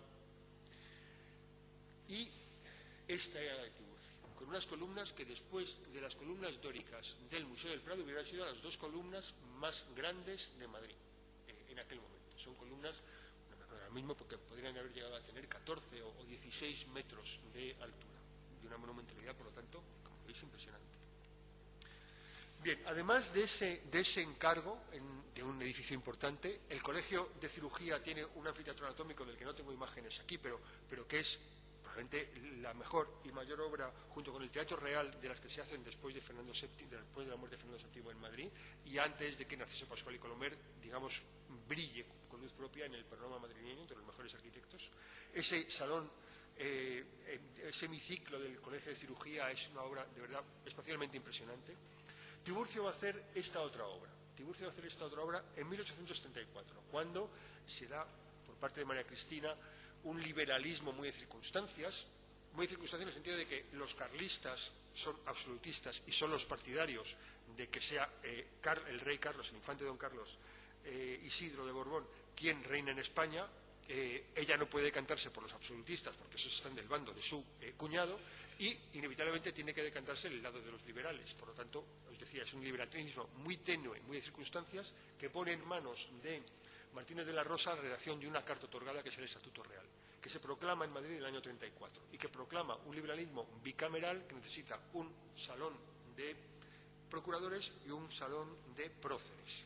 El salón de procuradores se le encarga a Tiburcio, el salón de próceres a Francisco Javier de Mariátegui. De pronto se convierte en el otro antagonista o protagonista del asunto. Los dos antiguos masones, uno renegado, otro militante, reciben los encargos de hacer los dos salones de cortes que van a tener relación ya directamente con el resto de la historia del liberalismo en España. El de Tiburcio se hace en la antigua iglesia que veis aquí, del convento del Espíritu Santo, en esa iglesia.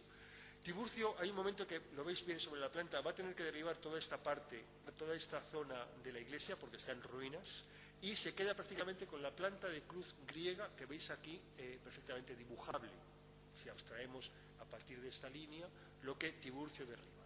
Añade una entrada lateral para poder acceder al salón por esta entrada lateral y convierte el resto de esta otra parte en zonas para el público, zonas de acceso, zonas de oficinas, bibliotecas, archivos, todo lo que suele necesitar un salón de cortes. La situación a la que llega Tiburcio es la que estáis viendo aquí. La antigua iglesia del convento del Espíritu Santo y la parte del convento que se derriba porque también estaba en ruinas. Tiburcio derriba prácticamente hasta este primer tramo. Fijaos cómo queda prácticamente con una planta centralizada de cruz griega la parte que será propiamente el salón de cortes, derriba toda la parte del convento y todo el acceso y crea una zona de oficinas y un enorme pórtico de ingreso de columnas dóricas griegas también, que en algún grabadito además son a la manera délica, es decir, con el primer tercio de fuste liso, según el grabado y quien lo esté haciendo. Hay un momento en el que la memoria de Tiburcio del proyecto dice que él quiere derribar ese cimborrio, ese cuerpo de luces y la cúpula, porque se compadecen muy mal con la nueva arquitectura que él le ha dado a esto. Fijaos que volumétricamente es muy desnuda y, desde luego, este mundo es absolutamente ajeno a ese del barroco, este como encebollado ahí se ve todavía mejor, de la cúpula de esa iglesia del siglo XVII y típicamente barroca. Esta es la primera imagen que difunde el proyecto de Tiburcio. Veis ahí el primer tercio del fuste liso, aunque en este caso no sea así.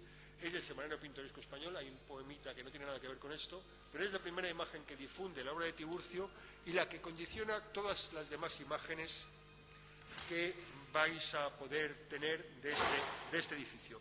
Siempre son imágenes del exterior. La única imagen que yo he podido encontrar del interior, perdón, esto es un alzado mío de lo que pudo ser el alzado de Tiburcio, que no se conserva, porque son vistas escorzadas y siempre perspectivas. La única fotografía que he encontrado del interior es esta de la jura de la reina gobernadora, es decir, de María Cristina de Borbón y don Sicilias, de la Constitución del año 37. A partir de ese momento esto ya deja de ser salón de procuradores, se convierte en Congreso de los Diputados, como hoy es. En ese mismo solar está el actual Congreso de los Diputados. Este edificio hubo un momento que en el año 42 fue derribado para hacer un edificio de nueva planta, y la virtud de esta imagen es que se ven aquí los escaños o cómo dispuso una especie como de ábside semicircular con el trono real y un semicírculo que hay que intuir aquí para los estrados de los ahí se ve un poco mejor, de los procuradores que asistían a ese interior, del que no hay ninguna noticia, ningún plano que se conserve, y solo he encontrado esta, como veis, no muy buena imagen de época. Bien, hay un momento en el año 36 en el que Tiburcio decide participar en la política. En el año 36, por si no lo recordáis, se produce un pronunciamiento de los sargentos de la granja en un momento, de la granja de San Ildefonso, en un momento en el que la reina está en verano, pasando allí el verano. En septiembre del año 36, los sargentos exigen a la reina que proclame de nuevo la Constitución del año 12 y se produce una restauración de la Constitución que dura, la verdad, no llega al año. Se reúnen unas Cortes Constituyentes para que redacte una nueva Constitución, que es la del año 37. Bien, en ese momento del año 36, en el que de nuevo la Constitución de Cádiz, y vuelve a arraigar en Tiburcio la Constitución de Cádiz, vuelve a estar vigente, aunque sea en un periodo constitucional, para redactar otra nueva, Tiburcio se presenta a concejal del Ayuntamiento de Madrid. Forma parte, por lo tanto, de la política local, a ese nivel local, pero en la época es importante. Y efectivamente consigue una plaza de concejal. Tiburcio es durante un año y medio concejal del Ayuntamiento de Madrid, hasta que en el año 38, en marzo del año 38, un año y más de año y medio, un año y 8 meses. En marzo, si no recuerdo mal, del año 38, Tiburcio tiene que dejar a un nuevo equipo de concejales, ¿qué tal?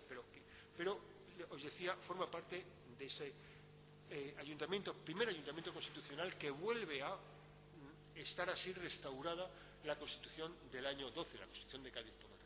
Es un momento, además, muy delicado para el Ayuntamiento de Madrid, porque hay un momento en el que, en el año 37, en septiembre del año 37, las fuerzas carlistas llegan a asediar la ciudad, desde la Puerta de Atocha. Se reconoce muy bien en este grabadito de la época el Observatorio Astronómico de Villanueva, el antiguo convento de Atocha y el Hospital General, esa especie de mole, y la Puerta de Atocha, que ya no existe, pero que estuvo ahí colocada.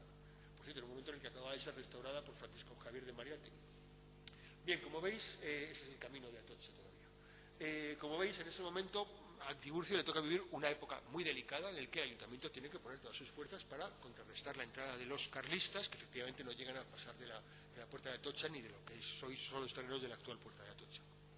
Pero hay un momento, por lo tanto, en el que Tiburcio llega a tener una cierta vida política siempre vinculada a la Constitución de Cádiz, en la que él creía, como decía su maestro don Isidro y su redactor don Isidro, creía a pies juntillas. Bien, os decía, hay un momento en el que Tiburcio vive bien, porque para ser concejal en la época de cualquier ayuntamiento había que ser para ser electo, había que ser uno de los mayores contribuyentes a las haciendas públicas de la época, yo he encontrado un papel en el Ayuntamiento de Madrid en el que dice que Tiburcio tributaba por 800 reales anuales. No es mucho. Tiburcio cobraba 1.200 reales de sueldo al mes cuando era ayudante de arquitecto mayor. No es mucho. Lo que pasa es que en la época se tributaba muy poco. Tiburcio tributaba con 800 reales al año, pero es que me parece que el que más tributaba con 1.500. Títulos grandes de España, algún industrial de grandes fortunas, tributaban con 1.500. Es decir, tributar con 800 reales, aunque no fuera mucho dinero, era medio sueldo de un profesional en la época, era mucho dinero en relación con lo que se tributaba, ese aspecto, digamos, relativo. Y además, curiosamente, en ese papel que he encontrado, tributaba no como profesional o como arquitecto, sino como industrial, alguien que tenía un negocio, un comercio, algún tipo de industria productiva. No me preguntéis cuál era porque no he conseguido encontrar qué demonios era. Hay, sin embargo, una empleomanía en la época inevitable, a la que Tiburcio inevitablemente también está muy adscrito. Hay un momento en el que, por primera vez en el Ayuntamiento de Madrid, se convoca la primera plaza de arquitecto municipal por oposición.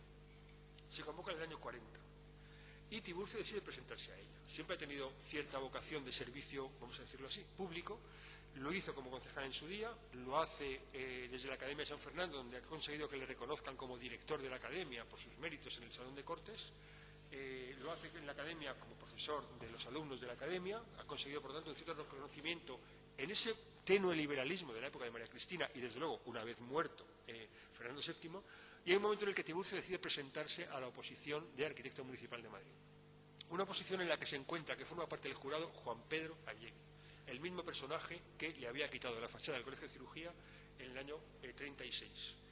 Un hombre con el que él tiene, desde luego, muy mala relación, por muy arquitecto que sea, compañero, por tanto, y por muy liberalote que fuera también Juan Pedro Allegui. Juan Pedro Allegui era un liberal a ultranza también, voluntario de la milicia nacional, como también lo fue Tiburcio, pero es que Allegui llegó a ser oficial de caballería de la milicia nacional.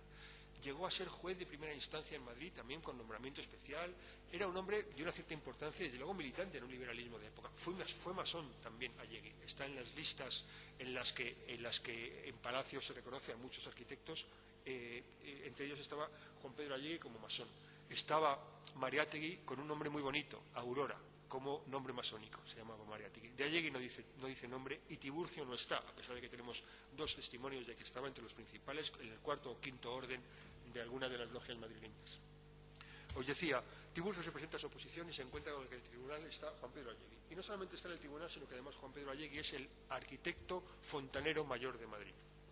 Es el responsable de la fontanería de la Villa y Corte, de la muy heroica Villa y Corte de Madrid. Y Tiburcio, en la memoria que presenta en la oposición, que tenías que leer ante el tribunal, compuesto por 5 personajes, hace una crítica feroz de la fontanería y de cómo se lleva la fontanería en Madrid, diciendo que pertenece al mundo del misterio místico y de lo absolutamente inefable la manera en la que aquello se lleva. Y, fatalmente, Juan Pedro Allegui se da por aludido.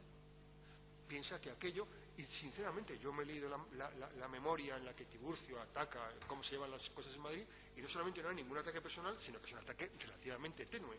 Pero Allegui se da por aludido y le dice al ayuntamiento, después de leer la memoria, que medie porque aquello afecta a su honor y a su prestigio profesional. De todas estas expresiones, es una carta de Allegui al ayuntamiento. De todas estas expresiones altamente injuriosas, hubiera personal y apropiadamente pedido la debida reparación, si con ello no mermara el derecho de vuestra excelencia, el alcalde de Madrid, que tiene a lo mismo, porque también la propia corporación se puede sentir aludida. No se ataca solo el crédito de don Juan Pedro Allegui, que para él es lo primero que existe en el mundo, sino que también se condena la conducta de los comisarios y de vuestra excelencia mismo, por el alcalde. Y no solamente se ataca la conservación de mi opinión artística, y con la de la reputación de caballero que hasta ahora nadie me ha negado, acudo a vuestra excelencia, para obtener el desagravio necesario y justo. Si vuestra excelencia, se dirige al alcalde, no lo estimara así, yo lo haré personalmente, como dije, por exigirlo así, el honor de mi sangre y la reputación de mi carrera. El ayuntamiento le pide a Tiburcio que se retracte y Tiburcio no se retracta. Y en el último escrito que hay en el ayuntamiento de Tiburcio, dice Tiburcio, el honor me ha movido a esta lid, no solamente a la de decir o denunciar que las cosas de la fontanería no están bien llevadas, sino a presentarse a la oposición también. El honor me ha movido a esta ley. Por él he sostenido con decoro mi posición sin omitir fatiga ni sufrimiento. Tantos trabajos, disgustos y padecimientos debe suponerse que no se sufren sin fin. El asunto es grave, de honor y de consecuencias. Acaba diciendo en su último escrito Tiburcio. Es un escrito que tiene fecha de noviembre del año 40. Hay un texto de Larra que no me resisto a leeros, porque Larra en el año 35, y los duelos en Madrid eran relativamente frecuentes, los eran entre los políticos, es verdad que nunca pasaba nada. Mendizábal se sabe que tuvo 3 duelos en la vida. Usted pegaban un tiro, no pasaba nada y estaban tan contentos, habían cumplido con su deber de no sé qué. Pero dice Larra, en el año 35, mientras el honor siga entronizado donde se le ha puesto, mientras la opinión pública valga algo y mientras la ley no esté de acuerdo con la opinión pública, el duelo será consecuencia forzosa de esta contradicción social. Mientras todo el mundo se ría del que se deje injuriar impunemente y allegue y se siente injuriado, mientras todo el mundo se ría del que se deje injuriar impunemente, será forzoso que todo agraviado elija entre la muerte y una posición ridícula en la sociedad. Para todo corazón bien puesto, bonito orden, para todo corazón bien puesto, la duda no puede ser de larga duración. La pregunta es, ¿hubo duelo? No hay quien lo sepa, no se puede saber. Es decir, de un duelo en el que no pasa nada, hay noticias. Hay noticias de 3 duelos de Mendizábal. No pasó nada. Hay noticias de un duelo en el que sí pasó, por ejemplo, recordáis, entre el duque de Montpensier y el duque de Orleans. Se llevó por delante el duque de Montpensier al duque de Orleans cuando los dos, en los años 70 estamos hablando, cuando los dos pugnaban por ver cuál de los dos accedía al trono de Madrid, al trono de España, como alternativa a la salida de Isabel II posible después de la República. Y efectivamente uno mató a otro. En Montpensier mató a Orleans, pero eso se hizo público porque eso automáticamente quitó a Orleans de la posibilidad de acceder al trono porque lo habían matado y a Montpensier de acceder al trono porque no podía haber matado en un duelo a nadie para acceder al trono. Si había un duelo con resultado de muerte, desde luego no se sabía porque todo el mundo era el mayor interesado, los vinculados a las personas eran los mayores interesados en que aquello no se supiera. ¿Hubo duelo o no hubo duelo? Es imposible saberlo. Si lo hubo, no dejó secuelas. Nadie lo reconocería. El hecho es que este último escrito de El asunto es grave y de honor de consecuencias de noviembre del año 40, el de Tiburcio, se produce en ese momento y Tiburcio muere el día 4 de marzo del 41, 4 meses después de este texto. Muere por sorpresa. Y, curiosamente, yo me he encontrado 2 fechas distintas de fallecimiento en el Palacio Real de Madrid. Cuando se notifica, había conseguido un empleito en Palacio, finalmente, después de mucho pedirlo, que le dieran un cargo de arquitecto conservador del Real Sitio de San Fernando, que se lo dieron además en octubre y tomó posesión en noviembre. Apenas lo disfrutó en los 4 meses de vida que le quedaban. Por tanto, hay que notificar a Palacio que ha muerto. Y yo me encontré una notificación a Palacio del día 4 de marzo. Ha muerto don Tiburcio Pérez Cuervo, el arquitecto conservador del Real Sitio de San Fernando.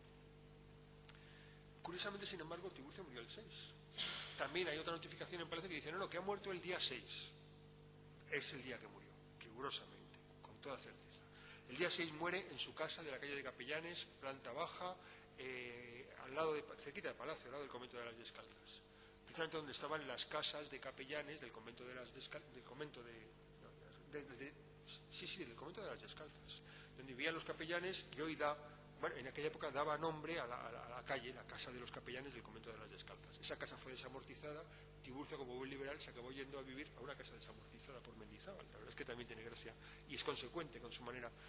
En ella estaba desde el año 36, justo en el año de la desamortización de los conventos y las propiedades regulares. En esa casa murió Tiburcio el día 6 de marzo.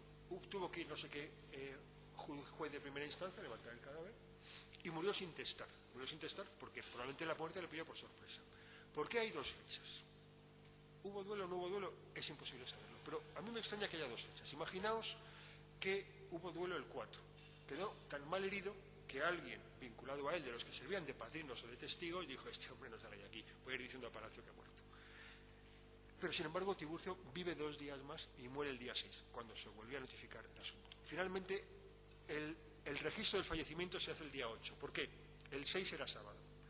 Por lo tanto, si muere el día 6 y tarde, el sábado no pueden ir a inscribirlo y el domingo el registro está cerrado. Hay que inscribirlo el día 8, que es el lunes más próximo. El 8 no tiene ningún problema, el 8 es una fecha razonable para que se inscriba su fallecimiento. El 6 es cuando muere, de eso dan fe todo el resto de los papeles que yo he visto, pero hay alguien que el día 4 notifica. ¿Por qué el día 4 alguien da por muerto a Tiburcio? Es rarísimo, es rarísimo. ¿Hubo duelo? No hubo duelo, sinceramente, no lo podemos saber. Sí sabemos que murió por sorpresa sin testar. También sabemos hoy que eso te puede ocurrir en cualquier momento y además es fulminante. O sea que tampoco. Pero tampoco hay enfermedad aparente. Tampoco he encontrado ningún papel en el que Tiburcio pida, cuando ya es empleado de algo, o en la academia, donde tenía que, o no que asistir a las reuniones, diga que no asiste porque está enfermo, que no va a aparecer por clase cuando daba clase los 2 últimos años a los alumnos de arquitectura, porque está enfermo y se va 2 días o 2 meses o una semana a cualquier otro sitio. El único caso de enfermedad que le conozco a Tiburcio es una en la que dice que no puede firmar porque tiene un reuma en una mano. El reuma te hace la vida incómoda, pero no te mata. Al cabo del tiempo acaba firmando con una firma airosísima, además, como quien presume de rúbrica, de firma y de lo que se quiera. No conozco otro dato de ninguna enfermedad de Tiburcio. Eso no quiere decir nada, puede ser fulminante. Pero hay un momento en el que Tiburcio muere. Muere sin testar, no le ha dado tiempo a ver que va a morir, y su cuerpo es enterrado, es la manera en la que se trasladaban los cuerpos con 4 porteadores, decían en la época, al cementerio General del Norte, un cementerio de Villanueva, que tenía una capillita que hoy no existe, está donde está actualmente la plaza de Arapiles, donde enterraron a Tiburcio en el suelo de uno de los 6 patios que tenía el cementerio. No eran tumbas de misericordia, eso era una fosa común, pero eran tumbas en las que no existía lápida y no se pagaba como se pagaba en los nichos, por ser enterrado en el suelo de estos campos. En ese cementerio estuvo enterrado Tiburcio. Ese cementerio se desmontó a principios del siglo XX y se empezó a urbanizar esa zona de un barrio de Madrid, de ensanche, bonito y elegante, y por lo tanto todo lo que hubo allí se perdió y todos los restos que allí hubo enterrados se perdieron. Ese es el cementerio General del Norte, y con 2 personajes que parece que están abriendo una tumba en uno de los huecos de uno de los patios. En el patio principal, que era el de la capilla. Tiburcio murió sin testar. Los únicos herederos que tenía en aquel momento, la única heredera que tenía en aquel momento era su prima hermana, Cayetana Cuervo, hija de Juan Antonio Cuervo. Es la persona que veis aquí retratada en una fotografía no sé de cuándo, pero me encantó encontrar esa fotografía porque es la sangre de Tiburcio. Es la que heredó el cuadro de Tiburcio, del inventario de sus bienes, y heredó también el de Juan Antonio Cuervo. Era su padre, era el padre de esta señora. El retrato de Tiburcio lo vendieron en 1900 los herederos de esta señora. Esa señora estaba casada con un señor que es un figura. Es un señor que se llama Durán de apellido. ¿Cómo se llama de nombre? Juan Durán, me parece. Fue director de la Biblioteca Nacional, es quien publicó el romancero español en el siglo XIX, dando valor a todos los romances anónimos medievales que hubo en España. Es un hombre como filólogo, como erudito, como bibliófilo, como investigador, fue un hombre importantísimo. Los hijos de esa señora se llamaban Durán y Cuervo. Bien, pues hay un Durán y Cuervo, mayorcísimo, que en 1900 vendió el cuadro de Tiburcio a un marchante de París, que se llamaba Durán Ruel, que finalmente lo acabó vendiendo a un coleccionista americano, que finalmente lo acabó donando al Metropolitan Museum. Y un hijo por lo tanto, un nieto de esta señora, que se llamaba Francisco Durán y Sirvent, acabó vendiendo en 1903, habiendo heredado seguramente entre el 1900 y 1903, murió Durán y Cuervo, el hijo de esta señora. Su nieto acabó vendiendo el retrato de su bisabuelo, Juan Antonio Cuervo, también a un coleccionista, primero al mismo marchante francés, luego ese señor a otro coleccionista americano, y hoy está en otro museo americano en Cleveland, me parece. Está el retrato de Juan Antonio Cuervo. Esta señora es, por lo tanto, la que heredó lo que dejó Tiburcio. Dejó una pequeña fortuna. Le tasan también sus bienes y el dinero que tenía en 270 y tantos mil reales, más de medio millón de reales. Mucho dinero para la época, sinceramente, era mucho dinero. Por tanto, Tiburcio no murió con ningún problema económico, sino todo lo contrario. Esta señora es la única heredera, es la que recibe, por tanto, los bienes, y la que, a través de su familia, acaba vendiendo los 2 cuadros de Goya, que es lo que a nosotros nos interesa, especialmente el de Tiburcio, y perdiéndolos definitivamente para nosotros. Es una imagen que tengo de ella hace unos meses, que hace 2 o 3 meses que la encontré en la Biblioteca Nacional, me hizo mucha ilusión y es la última descendiente de Tiburcio con la que os puedo documentar su figura. Yo solo os diría que yo hoy tengo 2 razones para brindar y yo espero que también vosotros las tengáis después de conocer la buena pieza que era don Tiburcio Pérez Cuesta.